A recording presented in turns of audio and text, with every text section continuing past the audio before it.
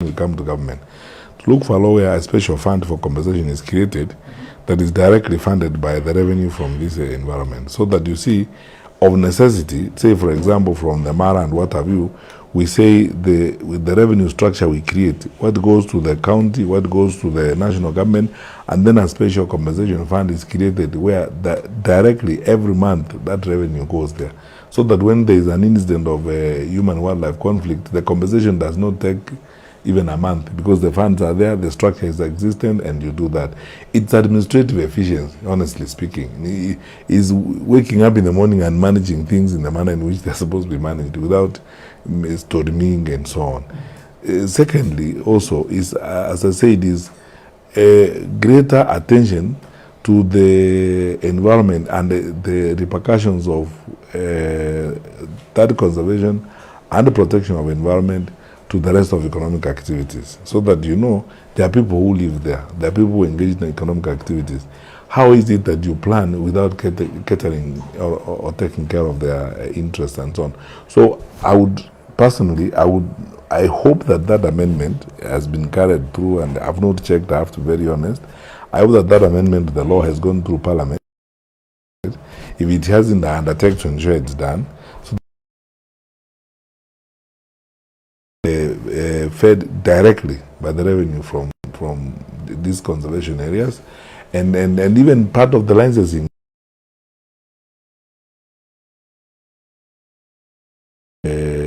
caters for compensation, and you would even actually be sector, so that part of that revenue is paid as insurance premiums.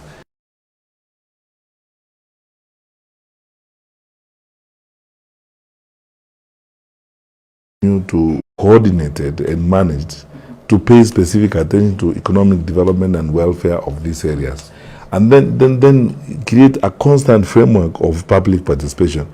The county assemblies in these counties, the county assembly of Kajiado, Narok, Samburu, Baringo, the county assemblies of these areas like Ipia must be drawn in these activities that we are doing. The public must know, if we are doing concessioning and we are giving licenses and so on, the county government have to be involved. The revenue structure that is agreed on has got to be a public affair, and it's available. And you know, if the government has a problem showing it to us wananchi, Parliament is the representative of the people. They should go to Parliament and declare these licenses and these concessions to Parliament. This secrecy of issuing licenses through briefcases and so on is basically theft and blunder of public resources, which we should stop. Tukimalizia daktari, because naambiwa tumalize in the next like 3 minutes. Swali langu la mwisho unapeana ujumbe kwa Wamasai kwamba you're going to Narok tomorrow is what's your take on privatization of public enterprises? You know, tuseme tu ukweli, because this is something which we have studied. I was in government before. I'm not going to pretend and lie. When we studied this, the management of our parastatals and so on, some of them are actually an unnecessary drain on the exchequer, on the resources. But the reason why we have insisted on our public participation and public involvement in this privatization is that it is done in an open and transparent manner. What is happening with this administration is actually asset stripping. You know, in other words, unachukua mali ya umma, unajifanya you are doing privatization, watu wanaenda Turkey huko Dubai wanaregister makampuni na ni wao wenyewe wanakuja kuiba mali ya serikali hapa. The processes should be transparent, completely transparent and competitive. I've sat down with very experienced people who understand a lot of these things that we are discussing, who will tell you, for example, that some of the purported PPPs to do some work around are like 3 times the actual cost of, you know, what you need to do the work that is being done. The way the exercise is being done is riddled with, unbearable corruption, violation of the law, and you can see clearly it is part of the culture of blunder and misuse of public resources. Hawa wangwana ndugu zetu ambao katika uongozi wakati huu ni kama hakuna kitu hawataki kuuza. Wanataka kuuza kila kitu, wanaweza hata kutuuza sisi wenyewe. You know, that is it. Hii na ukienda namna hiyo, mpango gani sasa huko? Ni kwenda kutafuta watu huko, wakora huko, wanapangana na wakora sijui kutoka wapi, India, Turkey, wherever, wanakuja hapa and the country is just losing resources just like that. Alafu baadaye, the other day tukiwa na mkutano na wenzangu katika upinzani, tulisema labda hivi karibuni tunahitaji kutoa ilani kwa nchi marafiki wa Kenya na wafanyabiashara wale wa private sector, kwamba sisi kama upinzani Wakenya wakitupatia nafasi vile nafikiri watatupatia tuunde serikali ijayo, sisi hatutaheshimu hizi contracts mnaingia nazo. Hatuwezi, kwa sababu huwezi kupora nchi namna hii alafu watu wakubali unafanya maneno kama haya.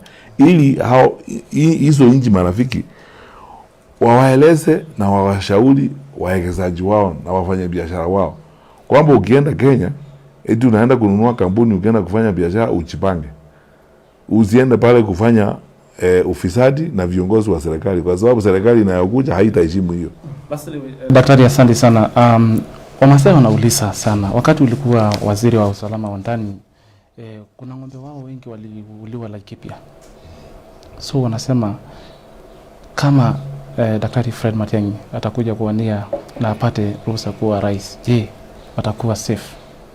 Lakini wengi wanaweza kukuambia tu kusema ukweli kwamba ile mipango tulifanya ya usalama pande ile ya Baringo, Laikipia all the way ilileta usalama kwa muda mrefu sana pande ile, na tulifukuza wafisadi sana na wakora wale ambao wako na bunduki na wanafanya hiyo biashara huko.